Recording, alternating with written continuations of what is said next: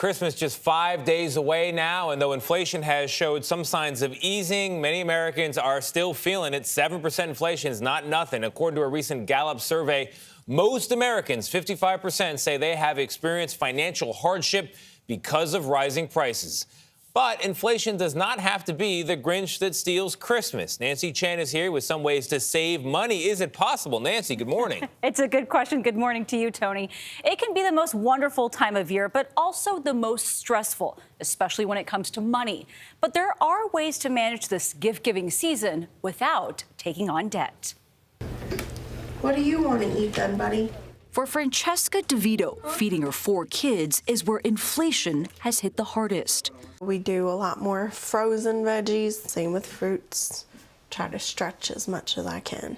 Stretching has also meant debt, even after downsizing into this mobile home in New Jersey. It seems like these credit cards are a matter of necessity for you. Yeah, it's what gets you in between paycheck. And then unfortunately, your paycheck goes to trying to pay it down.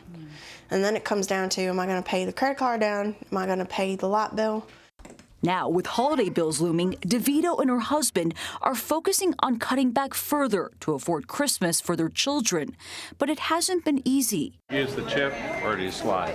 Even as inflation cools, costs are still up more than 7% from last year.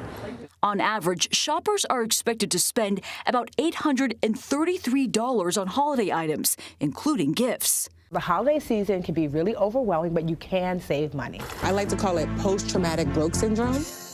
Tiffany Liche is a financial educator featured in the Netflix documentary Get Smart with Money. Her first tip to save? You make a list, you check it twice, and see who's going to get a gift or not. So Not everyone's going to get a gift. No. A recent survey found that 26% of consumers plan on shortening their gift list this year, with just close family making the cut. As budgets are stretching, credit card debt has soared 15% in the last year, a pace not seen in more than 2 decades, reaching a record $930 billion, as the average interest rate nears 20%. Liche says instead use debit cards or cash. Unless you're someone who pays off their credit card debt every single month in full. If you are that person, then using a credit card that generates points, so it allows you to travel, allows you to earn cash back or gas, then you're okay. And although buy now, pay later options are increasingly popular, Liche recommends steering clear of them when it comes to gifts. The worst thing you can do with your finances is to be paying monthly on things that ideally you should be saving up for and paying off in full when you get that thing.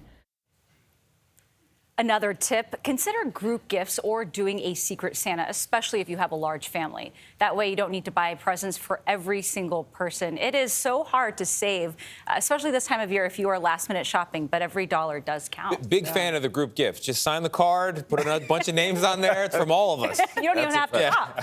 But Tiffany had really good advice. I'm wondering what her friends and family are thinking when she's made it clear. Ain't everybody on the list getting a gift this year? But I think a lot of people are in that. Yes, the thought that counts. I really care about you. I was thinking about you this Christmas. Wrap that in a bow and take it with you. And not ranking you at the gift level, but at the thought about level. Yeah. That's great. It goes a long way. Yeah. Thank you, Nancy. Nancy, thank you.